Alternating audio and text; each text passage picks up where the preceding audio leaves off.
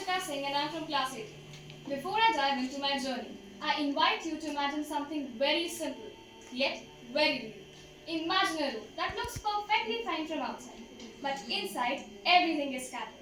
Books tossed around, clothes flung everywhere, thoughts racing without any direction, leaving you feel unsettled. Now imagine the same room, transformed, calm, balanced, and peaceful like a deep, refreshing breath. The difference between these two is not just cleanliness, it's clarity. A simple shloka beautifully expresses this whole idea. Om Sarve Bhavantu Sukhinah Sarve Santu Niramaya Sarve Bhadrani Pashyantu Ma Kaschid Dukkha Bhag Bhavet Om Shanti Shanti Shanti. Through this shloka, I understood that happiness is not an illusion. When I wish happiness, health, and goodness for everyone, I automatically invite the same into my own life. I realized that inner transformation is exactly like this. It does not always change how we see, it changes how we think, how we feel, and how we understand ourselves. This realization became the beginning of my journey, a journey of how I cultivated the unwavering faith in divine and unlocked the extraordinary power within myself. Now a question naturally arises that why did I choose this topic? I chose this topic because this journey grew out of my own life, a journey of conscious transformation. I started thinking about life in a deeper way, realizing it's not just about that happens to me, but about what I learn, how I grow, and how I choose to see every moment. As I reflected more on life, I realized how fortunate I am after seeing others live joyfully with so little. It helped me understand that what real happiness truly means. While reflecting on life, I also realized, not this one. While reflecting on life, I also realized that how much my family has always stood by me, encouraging me, guiding me, and showing me what unconditional love truly means. And I also realized that I used to take all of this for granted. Their support made me see the divine presence in the people around us. During this phase, I noticed something about myself. I noticed how overthinking steals peace and makes life heavier. Learning to let go and trust the flow of life brought me calm that I hadn't felt before. With this calm came a new way of thinking. I decided to live each day with more thankfulness and trust, to focus on what is good instead of what is missing. That is when I began to feel a stronger connection with the divine. All of these realizations together changed me. It helped me understand that we should always focus on what is missing. We should always focus on what is there, not about what is missing. And that is where I began to feel a deeper connection with the divine. Next. Every meaningful journey needs inspiration. My biggest inspiration has always been my parents. They have taught me how to remain calm during difficult situations and thankful during the moments of happiness, and trust divine power during both good and bad times. Through their silent sacrifices, I also understood that what real happiness and strength truly means.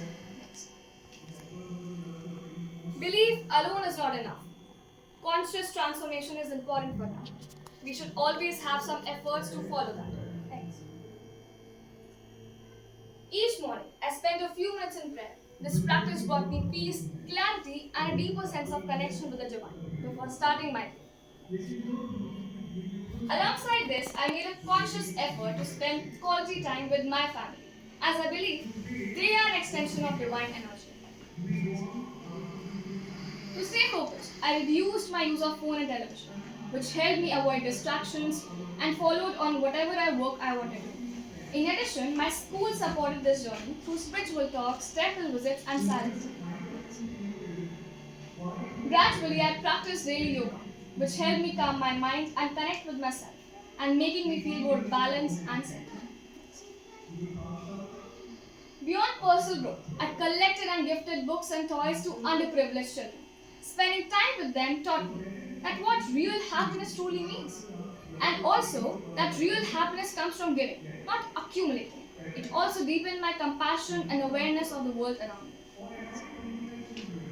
Now let's head towards how I was before and after the project. Before this project, even my study table reflected my state of mind. Books scattered, pencils kept unevenly, everything a bit disorganized. I was often distracted and not fully at peace. Next. After this project, I became more calm and mindful. My table and even my thoughts became more organized. It reminded me that when our mind is settled, everything around us naturally falls into place. Now let's talk about how I was before. Now let's talk about the impact the project had on my personality. I started living my days with intention. Being grateful, helpful, and present gave meaning to everyday life. And I now find joy in the moments that I previously overlooked. Next. Earlier, I hesitated because of fear of failure. But over time, I understood that doing my best is more important than always winning. And as the saying goes on, that karm karo, phal ki chinta mat karo. We should always focus on our actions and efforts, rather than depending on what are the outcomes and results. As a result, I became more disciplined. I followed routines better, such as studying on time, sleeping early, and eating well. I felt more confident and emotionally stronger. I learned to value my own thoughts and believe in myself, rather than depending on what others said about me. Slowly, I discovered joy in simple things. A smile, a kind word, or a moment of quiet felt more precious than anything fancy. And time spent with my brothers made these little joys even more meaningful. Next. Finally, I understood that life was unpredictable and we should choose to live it with kindness, courage, and love, not fear. And you know what? My life is like a movie. It depends upon my actions and upon my mindset that whether it will gonna be a blockbuster super duper hit or a flop. Next. Acknowledgement. I would like to express my heartfelt gratitude to our esteemed Vice Chairperson, Mrs. Anjali Japuria ma'am, and our esteemed Principal, Mrs. Promni Chopra ma'am, for their visionary leadership and constant inspiration. My sincere thanks to our headmistress, Mrs. Neha Singh ma'am, for her unwavering support. I am especially grateful to our class teacher, Ms. Preeti Sachdeva ma'am, for her invaluable mentorship and guidance throughout the journey. A special thanks to my parents for their endless motivation and belief in me. Last but not the least, I would like to thank the Almighty and everyone else whose support has made a vital role in my transformation. Next. All of these realizations together changed me. I understood one important truth, that transformation is not a destination. It is a continuous process of awareness and effort. By trusting divine and becoming more conscious of my thoughts and actions, I am moving forward on this path of inner growth. Now I would like to conclude with a simple yet powerful sloka. Om Krishnaya Vasudevaya Hare Paramatmane Pranata Klesha Nashaya Govindaya Namo Namaha. Like pleasing to the ears and please log out. Yeah. Log out of your mail.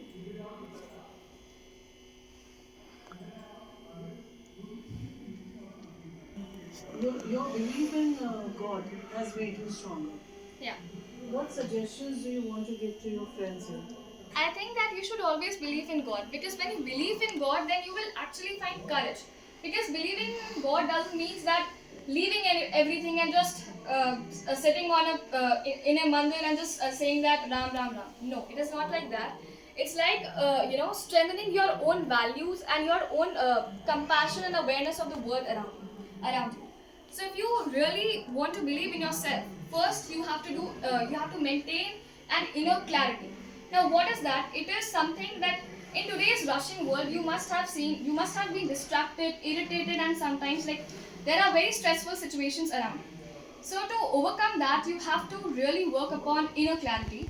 That is that when you will attain that, then you will be able to find, by attaining that, let me just tell you that how can you attain that? By just focusing on your efforts, like not about what are the outcomes. Like many people I have met with them, that they always think that what are the outcomes. I'm always dependent upon the outcomes. No, you should not always depend upon the outcomes. You should focus on your efforts and goal towards practicing it, towards doing it, like studying regularly. Practicing consistency matters the most with the discipline. कर्म करो कल्पित Well, Kichintama. ठीक है Good. Well. Well. Thank you. We applaud